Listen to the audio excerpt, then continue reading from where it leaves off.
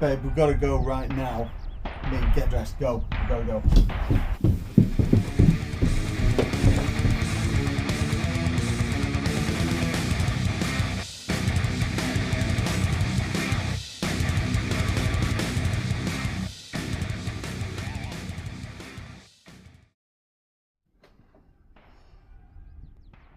What's that?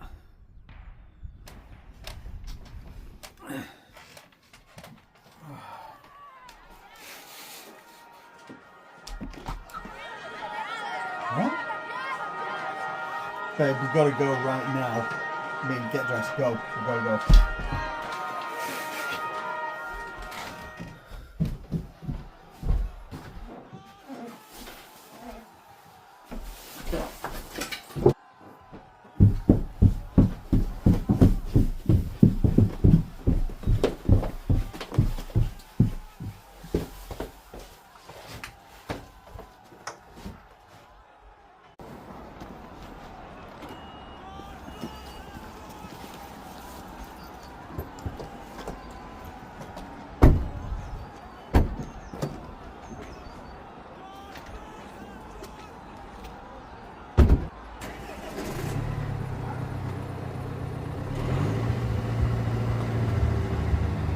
It's like everybody's trying to escape.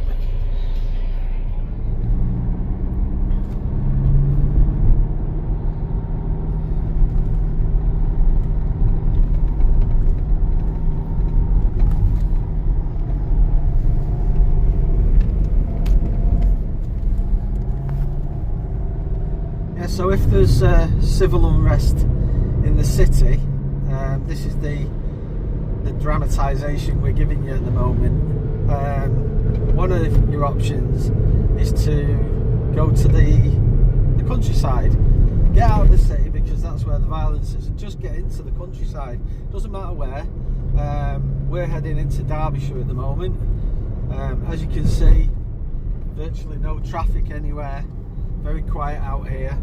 So you get yourself out of a situation, lock the house up, get the wife, get the kids, you know, the dog, just come out for a couple of days, and the grab bag will give you the opportunity to do that. So it's not about, you know, a lot of people use the term get home bag. It can be a get home bag, it can be a get away from home bag, just for a day or so, until whatever the civil unrest is, demonstrations, riots, anything like that dies down, and you can safely go back and bug in. So what we'll be doing today is we'll be going through the bug out bag, or get home bag, or whatever you'd like to call it, vehicle response kit, and show you why we've packed what we packed, what we use, what we packed for, and some other little tips. So stick around, and you know, there's some things that you may or may not have noticed already that we'll talk about. So one of them is driving. You want to drive safely, you want to drive tactically, but you also want to drive within the law. You know, if you go screaming out of the city, you know, although there may be demonstrations or civil unrest, the law is still the law. And the other thing is, you don't want to bring attention to yourself. You know, drive the same as everybody else drives. Drive calmly, drive within your skill set, be observant, you know, look well ahead for things like roadblocks or people throwing, you know, stuff at your vehicle if there's a demonstration. Try and avoid things like that. Try and plan your route.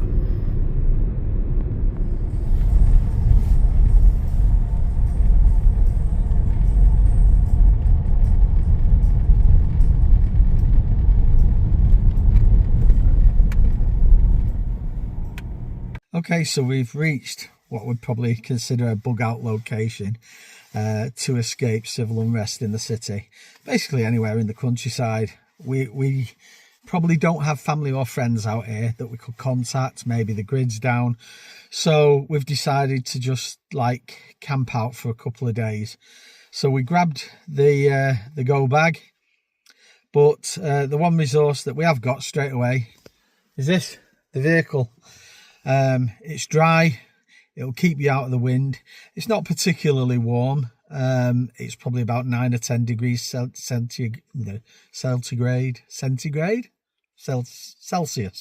out there, which will probably be the same. It could probably get colder in here over the night, but as part of our go bag stuff, we do have a few candles in there. So if you put the candle on a non-flammable surface, put it in the footwell of the car, that'd be enough. One candle would be enough to keep it, you know, relatively warm. Not not sort of 20-30 degrees, but certainly above freezing. So the first shelter you've got is your car and your clothing. Okay, onwards.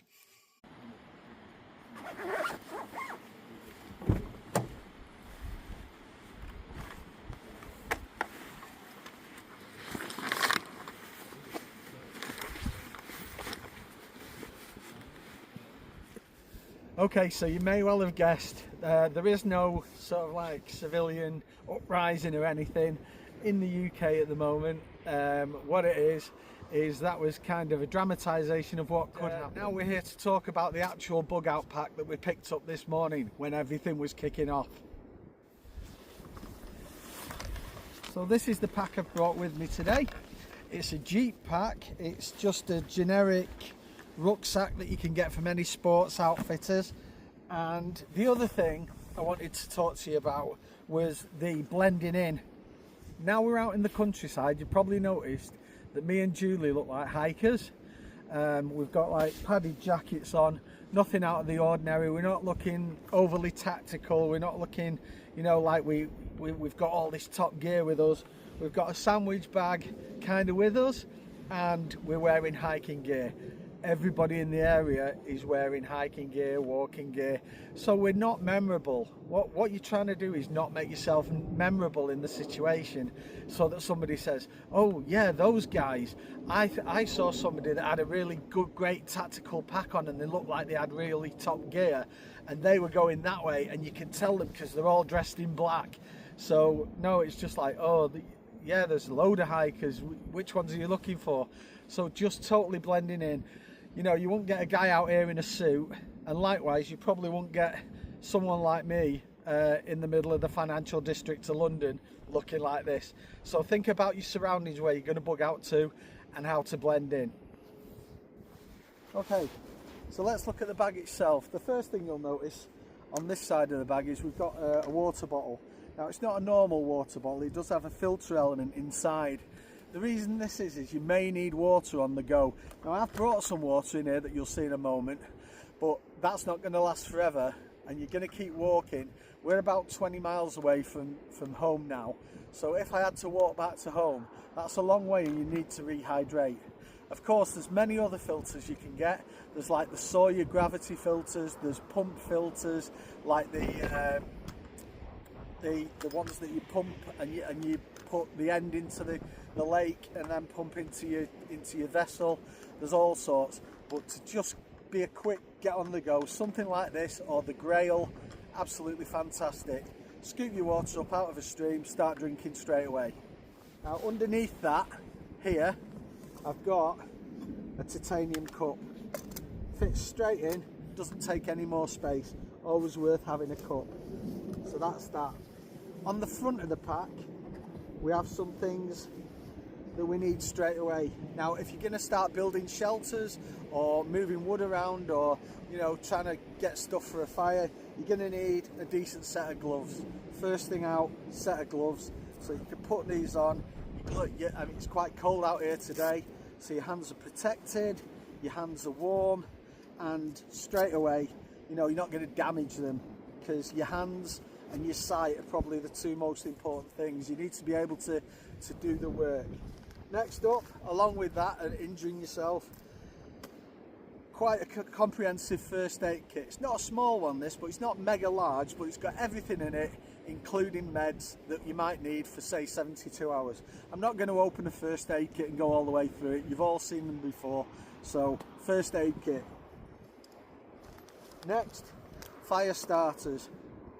We love playing with fire steels, we love fire by friction, but in a situation where you're bugging out or you need to survive somewhere for a small amount of time. You don't want to be messing. These are like wood wool soaked in wax, so you just literally light them and they go up. As you can see, I've sealed them in a vacuum bag so they stay dry as well, no matter what happens with the pack. In here we've got an emergency thermal blanket. Both me and Julie could get under this, so this is purely to keep us warm. We'll snuggle together, stay warm under this.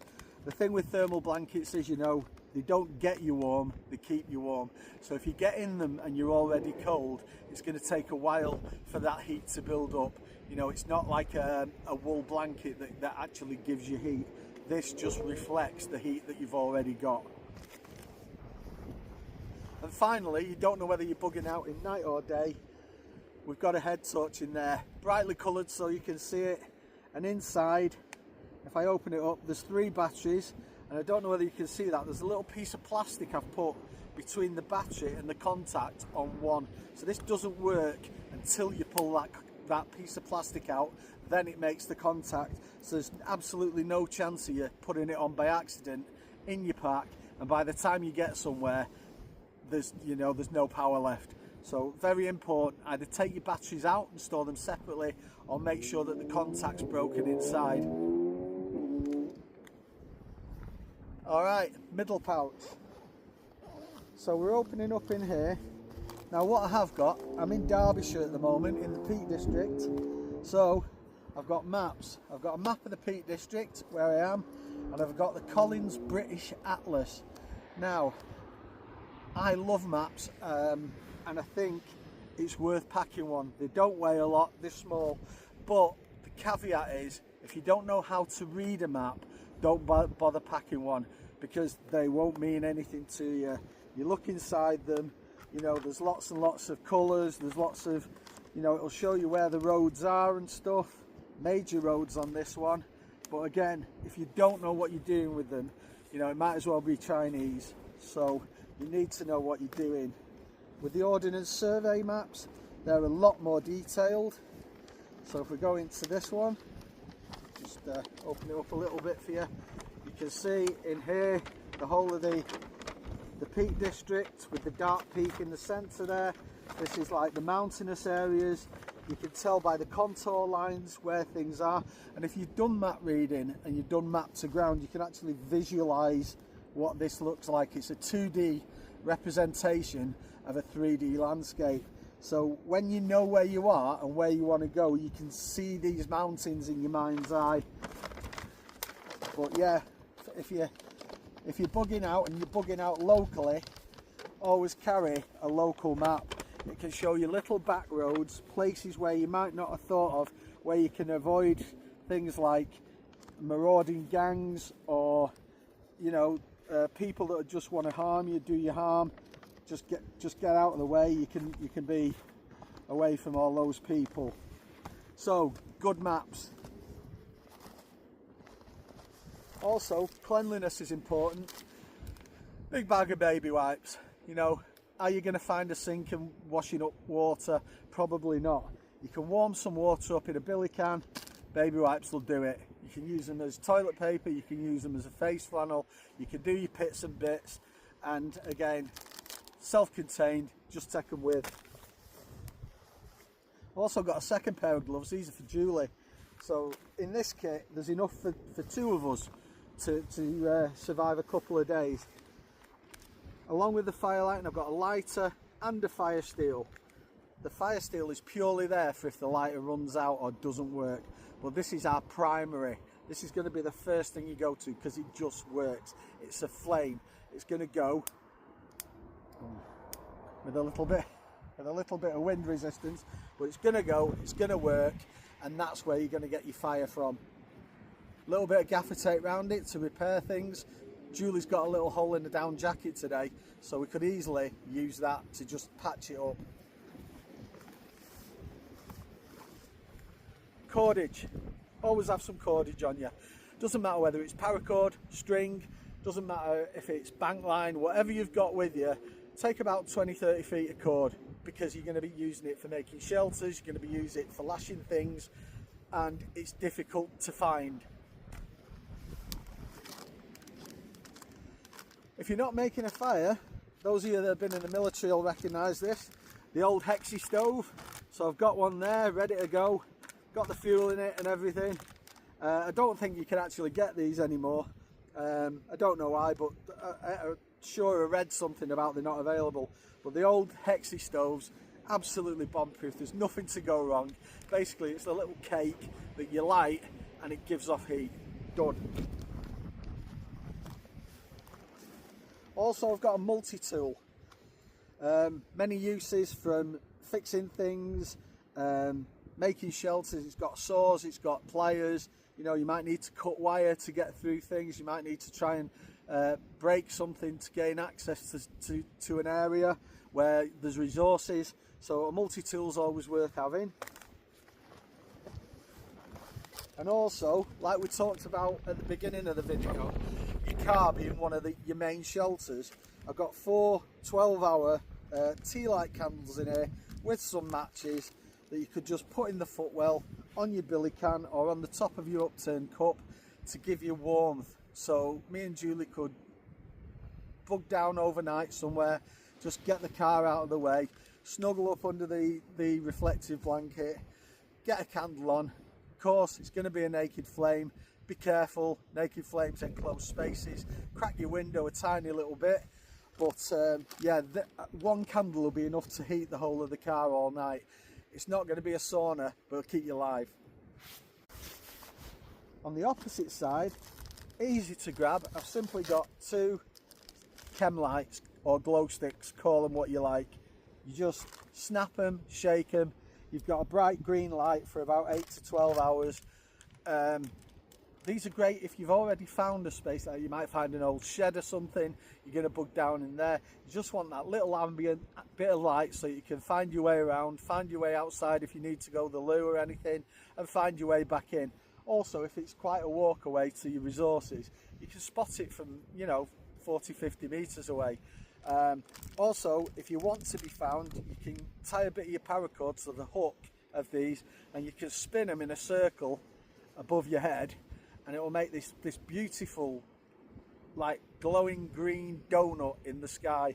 We'll probably do a video on signalling at another time, so keep an eye out for that, and we'll use some of these at night and show you how good they look. Finally, the main pouch. Now, in the back of here, right at the front, I've got a compass. This is a Silva sighting compass. It's one of the smaller ones. I'll have to take my gloves off just to get it open.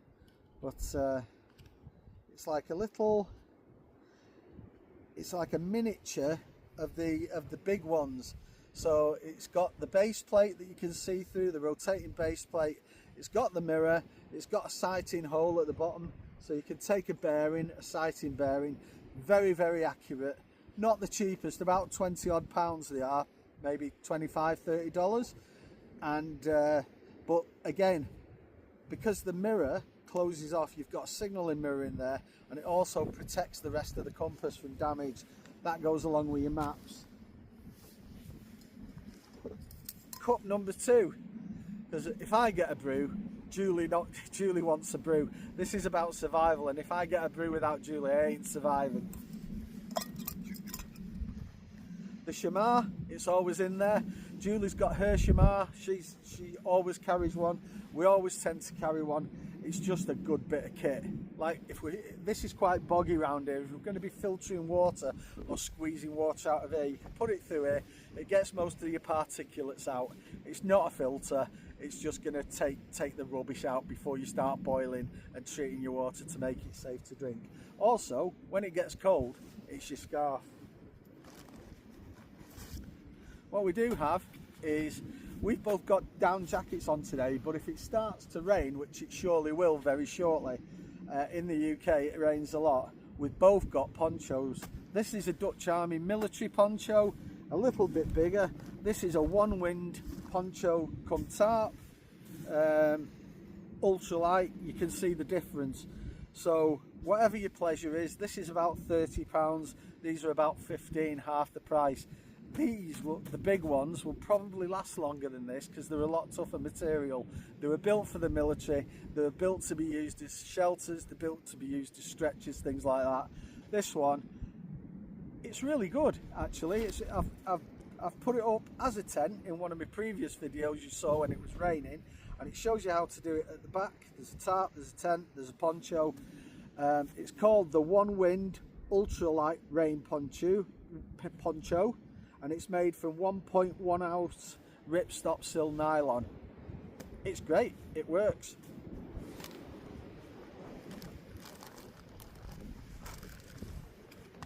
Water, 2 litres. You don't want to really be grabbing more than 2 litres of water when you're going, because you might not have time.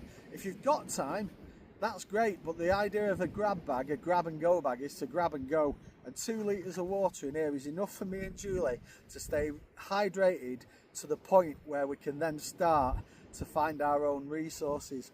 So that's it. Also, once it's done, it's in a little flexible bag, so that takes up no space, weighs nothing. Likewise, there's a 5 litre one here, so you can see 7 litres. If we've not got them actually full of water, they don't take a lot of pack room, not like a big, like some military flask. So you could just pack these up, and if you get to where you're going and you're not using them, blow them up, use them as a pillar. Great. Right, we're coming to the end. A couple of things that are important. Morale, food and drink. So in here we've got plenty of drinks, we've got hot chocolate, we've got chewing gum, we've got bags of sweeties. Now these are just plain boiled sweets. There's a couple of bags of those in there. They're absolutely great for when you're on the march, because you get that sugar rush. You get, you know, you're flagging and you need to kind of just give yourself that boost, that sugar boost. Get a Werther's Original down you, or you know, like a boiled sweet, and it'll just take your mind off the slog, keep you going.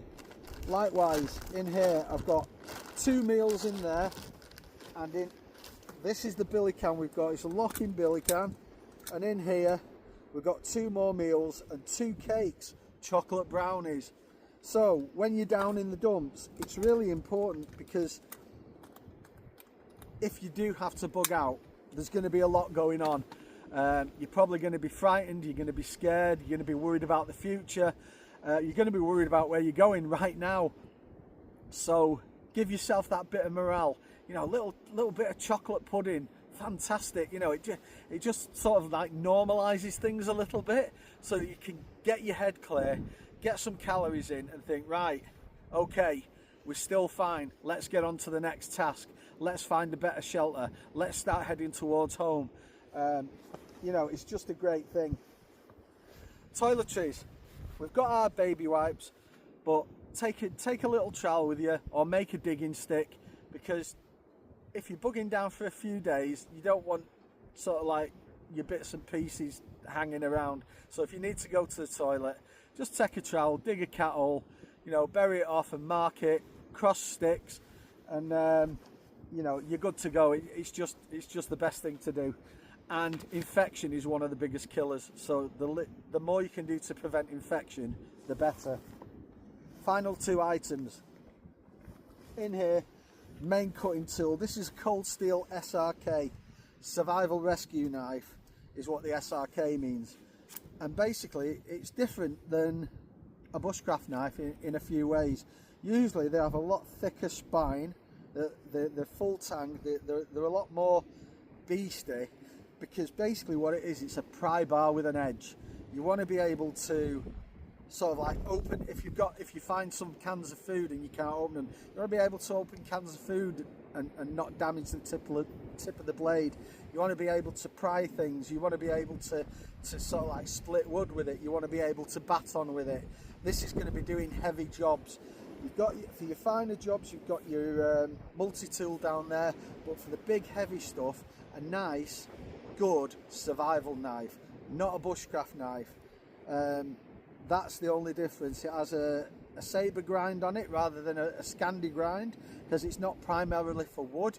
The Scandi grind is great for prepping wood and things like that. It's great and easy for sharpening too, but for a survival edge, usually you might be having to process animals with it, this, that and the other, and do some heavy work. So you don't want this to break. So the best thing is to get yourself a nice, you know, thick spined knife that you can use as a pry bar, as a different tool. You might be hammering with it. Depending on the situation you're in, it's going to get abused, properly abused. Get something like this, they're about 40-50 pounds. Just, it's a beater, and you don't need to worry about it. And the last thing, when things start getting back to normal, you may want to be found. We've talked about the glow sticks, and what we've got here is a little signalling puck. These can be bought off the internet, and basically they're just like a little thing that you can put on top of your vehicle.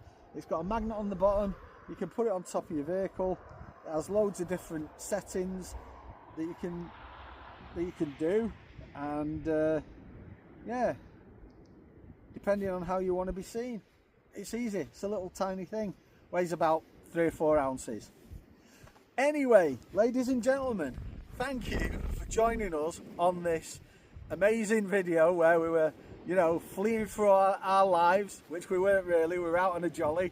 But just to show you that having a small bag, inconspicuous bag, in the boot of your car all the time, or where you saw it, where we had it, just next to the door, to the front door of the house, where you can just grab it and go, it can be a game changer.